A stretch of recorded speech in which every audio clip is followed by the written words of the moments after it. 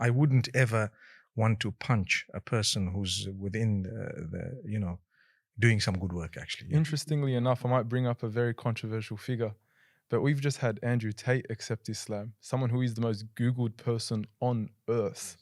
And it's very interesting that Allah subhanahu wa ta'ala would use such a person to accept Islam, someone who has a very strong influence on disadvantaged young men, young males, who speaks to them, he calls them young kings, and has a very profound impact on them. It's very interesting that Allah would use someone like him, and we ask Allah to protect him and to actually make this conversion sincere.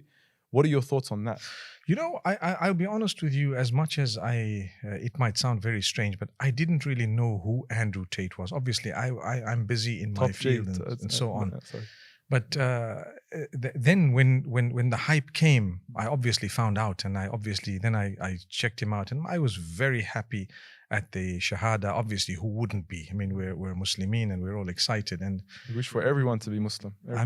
Exactly. And mashallah, he seems like a very sincere brother, and he says what he feels. That means the hypocrisy factor doesn't seem to be there at all. In fact, it probably isn't, because he says it as he thinks. As he deems. That's how it comes across, alhamdulillah. So it's a good thing. And what I believe Islam would do for a brother like that is amazing.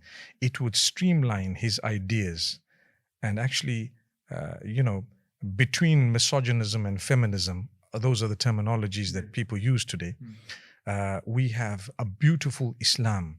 The Prophet ﷺ's approach, because I know I faced some of my friends, some scholars as well, and some regular Muslims who sometimes have told me certain things. No, Sheikh, you're too soft, and no, Sheikh, you're this and that. And I tell you, it's not that. Islam is a balance. There are times when the Prophet ﷺ was extremely lenient and very forgiving. There were times when he spoiled his family members. There is a balance. It's happened to me where people say, oh, you said this and you said that, but we're calling towards a balance. A man needs to know, and a woman, when to be lenient, when to be a little bit harder, when to be a bit harsh, when to forgive, when to hold things, and so on.